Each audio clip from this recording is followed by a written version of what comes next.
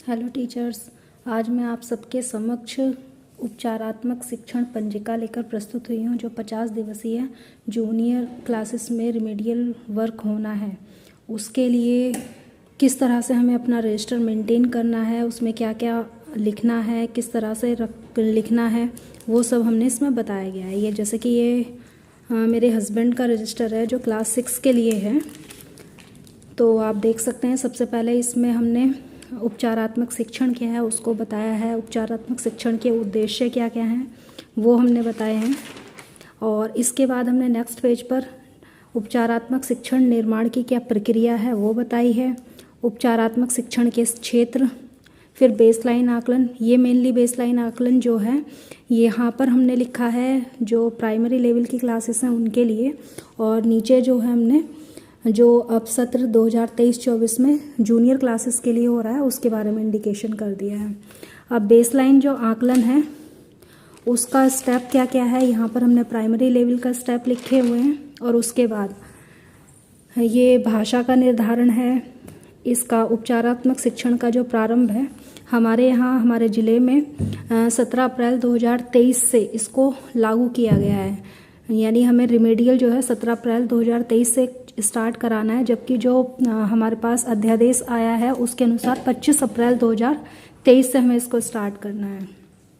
इसके बाद हमने उपचारात्मक शिक्षण हेतु शिक्षक के जो कार्य हैं वो क्या क्या हैं, उसमें से पहला है बच्चों का हमें चिन्हांकन करना है, समूह विभाजन करना है, बेसलाइन आकलन करना है, उनकी साप्ताहिक योजना बनानी है, प्रतिदिन का हमें लक्ष्य निर्धारित करना है, उनकी मंथली जो प्रोग्रेस है उसको बताना है, और मासिक प्रगति के आधार पर उन्हें हमें समूह में उनका प्रमोशन भी करते जाना है। अगर कोई बच्चा समूह बी में था तो उसको हमें समूह ए में प्रमोट कर देना है।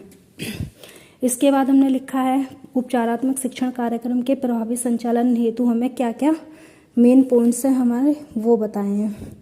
हमें जो रिमेडियल करना है वो मेनली मैथ्स और लैंग्वेज यानी जो भाषा है उस पर करना है। ये हमारा 50 दिवसीय और 10 सप्ताह का कार्यक्रम है जो जूनियर क्लासेस में स्टार्ट हुआ है।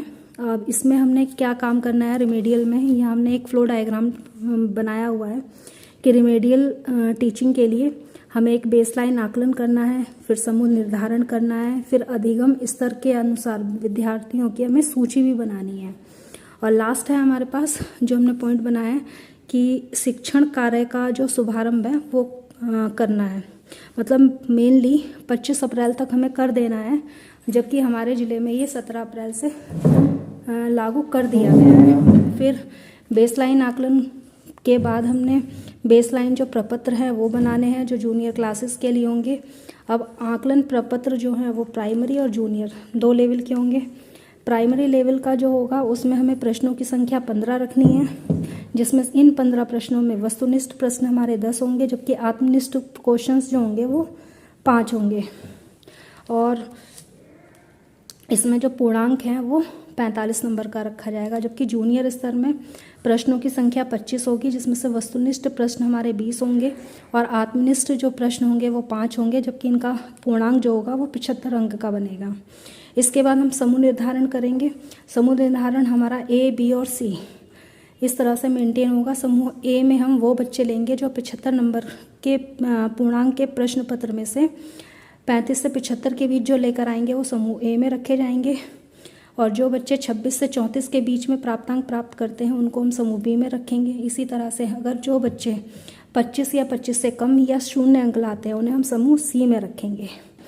हमारा जो ये और जो समूह ए के बच्चे होंगे उसको हम पाठ्यक्रम के अनुसार अपना लेकर चलेंगे, और वो उस पाठ्यक्रम में भी हम उसको ज्ञानात्मक 20% जो है सिलेबस उसके अकॉर्डिंग पढ़ाएंगे, बोधात्मक 50% प्रश्नों के उत्तर वो दे पाए, अनुप्रयोगात्मक 20% और तर्कात्मक पर 10%। इस तरह से हमें उसका भी प्रश्न पत्र बनाना है जो हमारा बाद में एंडलाइन आकलन के लिए होगा। ये इतना जो कार्य है।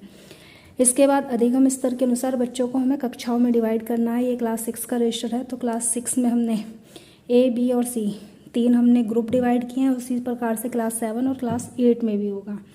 और ये हमारा लास्ट पॉइंट है शिक्षण कार्य का शुभारंभ जो है, मतलब किसी भी दशा में ये 25 अप्रैल तक स्टार्ट कर देना है। इसी चीज़ को हमने यहाँ पर अपना पॉइंट वाइज लिख दिया है। इसके बाद हमने यहाँ पर सबसे पहले बेसलाइन जो आकलन है वो गणित विषय के लिए तैयार किया है, जिसमें हमने 20 प्रश्न तो अपने वस्तुनिष्ठ लिए हैं, जैसा भी हमने पीछे बताया। यहाँ तक हमारे 20 क्वेश्चंस होते हैं जो वस्तुनिष्ठ हैं। उसके बाद हमने 5 क्वेश्चन जो हैं वो आत्मनिष्ठ लिए हैं। तो हमारे टोटल जो प्रपत्र बन के तैयार होता है वो 25 क्वेश्चंस का होता है। इसी प्रकार हमने लैंग्वेज का भी अपना बेसलाइन प्रपत्र तैयार किया है, जिसमें से 20 क्वेश्चन हमने वस्तुनिष्ठ रखे हैं। ये आप देखिएगा, हमारे 20 क्वेश्चन यहाँ आकर ख़त्म हो रहे हैं। इसके बाद इससे आगे हमने 5 क्वेश्चन आत्मनिष्ठ लिए हैं, वो यहाँ पर हैं। इसमें 5 क्वेश्चंस के लिए हमने एक पैराग्राफ ले लिया और उसके आधार पर हमें 5 क्वेश्चंस बना दिए हैं, उसी को हमें बच्चों से सॉल्व कराना है। इसके बाद जो हमारा जो पेपर है उसमें हमें बच्चों को मार्किंग किस तरह से करनी है वो हम बता रहे हैं। हमने जो क्वेश्चन अपना 2 नंबर का लिया है, अगर वो बच्चे लर्निंग आउटकम पूरी तरह से प्राप्त करते हैं तो हमें उन्हें 2 नंबर देने हैं। अगर थोड़ा सा कम देते हैं, लर्निंग आउटकम हमें आंशिक रूप से प्राप्त कर पाते हैं, तब भी हमें उन्हें 2 नंबर देने हैं। 1 नंबर हम तब देंगे अगर वो लर्निंग आउटकम जो है उनका बहुत कम दशा में प्राप्त हुआ है, और अगर बिल्कुल भी नहीं प्राप्त हुआ है लर्निंग आउटकम तो हमें उन्हें 0 मार्किंग करनी है। फिर जब बच्चों की जो मार्किंग हो जाएगी, ग्रुप्स में डिवाइड हो जाएंगे, हमें अपने गार्जियंस के साथ में, जैसा कि हम हर मंथ की 29 तारीख में जो अभिभावक शिक्षक बैठक का आयोजित करते हैं, उसमें हम अपने बच्चों के बारे में वार्तालाप इस टॉपिक पर भी कर सकते हैं।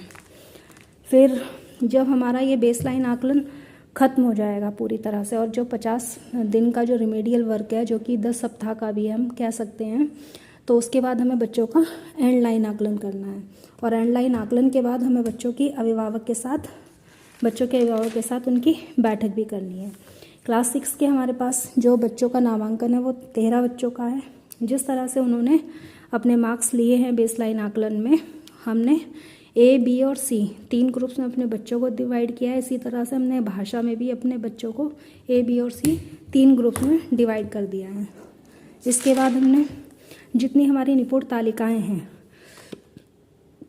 जूनियर में हमारे पास 5 विषयों की आई है, हिंदी, गणित, विज्ञान, इंग्लिश और SST यानी सामाजिक विज्ञान की।